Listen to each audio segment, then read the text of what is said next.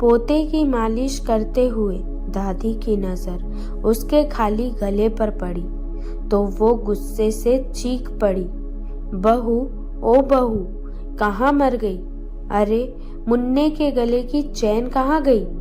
आंगन में पड़े ढेर सारे झूठे बर्तनों को साफ करती बहू के हाथ रुक गए। उसने जल्दी से नल खोलकर हाथ धोया और फिर दौड़ी हुई आई। माँ जी, कल मुन्ने के हाथ में फंसकर चैन टूट गई थी। इसके पापा से सुनार के यहाँ भेजकर बनवा दूंगी। बड़ी आई बनवाने वाली। तेरी माँ से इतना भी नहीं हुआ कि कम से कम मुन्ने को तो कायदे की चीज देते। अरे उन कंगालों ने तुझे कुछ नहीं दिया। मेरे बेटे और मैंने तो अपने खोटे भाग्य पर संतोष कर लिया, पर ये मुन्ना बड़ा होकर ये भी उन भीख मंगों पर शर्मिंदा होगा। दे मुझे ये चैन, इसे बेचकर मैं दूसरी बनवा दूंगी अपने मुन्ना राजा को। बहू आंचल से खोलकर अपनी सास को चैन दे ही रही थी कि तभी दरवाजे पर जोर की दस्तक हुई। उसने जाकर दरवाजा खोला तो अवाक रह गई। सामने अपना सूटकेस लिए एकदम फटे हाल उसकी ननद खड़ी हुई थी। ननद ने भाभी को सामने देखा तो लिपटकर फफक पड़ी।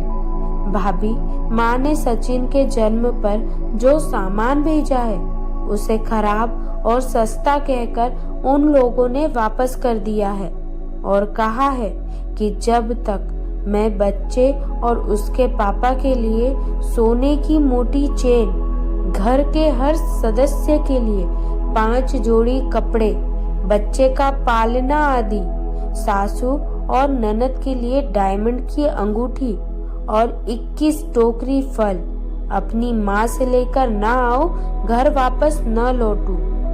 भाभी, अब तुम ही मेरा सहारा हो। भैया से कहकर तुम ही कुछ कर सकती हो। मुझे मेरे बच्चे से अब तुम ही मिला सकती हो।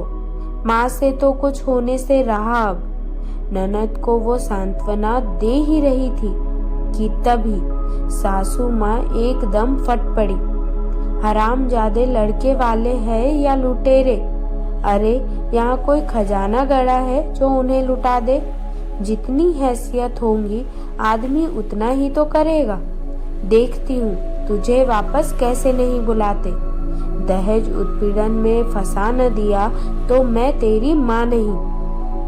ननद को अंदर की कमरे की तरफ ले जाते हुए वो सोच रही थी कि अपनी बेटी पर बात आई तो एक माँ के चेहरे पर चढ़ा सास का ये मुखौटा कितनी जल्दी उतर गया। दोस्तों, आजकल यही तो हो रहा है। दूसरे के गम का समझ नहीं आता, पर जब खुद पर गुजरती है तभी समझ आता है।